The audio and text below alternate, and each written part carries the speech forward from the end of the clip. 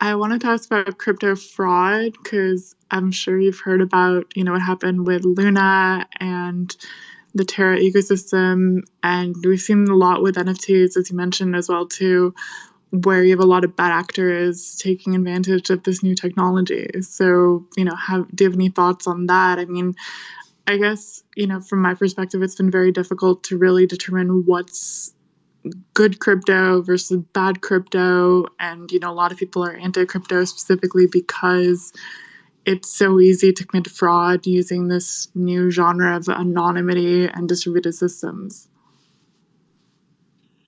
Yeah, great question, obviously. I mean, I don't have any specific insight as, I guess, a criminal or something like that. Like, obviously, it's terrible when, people abuse a system to, get something out of it that wasn't intended. And, obviously, programmers should try really hard to make sure there are no loopholes in their systems.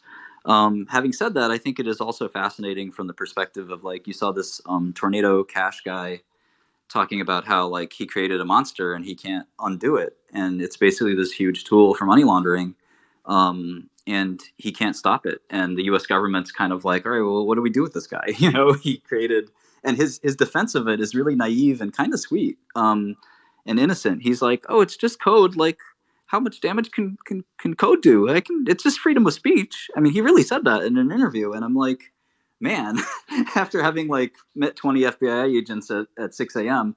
At my, with sort of, more ammunition, like, of a small army, like, for doing something fairly innocuous, like, this guy has a lot of, you know, that coming for him, I think, eventually. And, we've seen sort of this intersection of crypto and crime since the beginning with Ross Ulbricht, who's in prison for life. And I mean, Virgil, the Ethereum co-founder, or I'm sorry, early developer, he just got sentenced. And, we saw yet another guy get sentenced the other day who's well known in the community. So um, I don't know. Part of it is, I think, probably the early stages of any technology, you have stuff like this.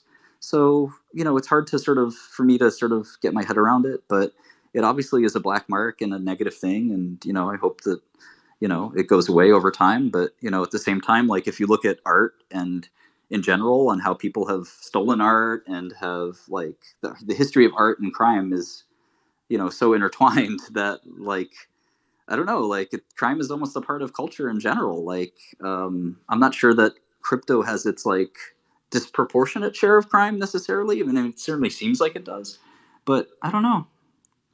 That's just the best I've got for you.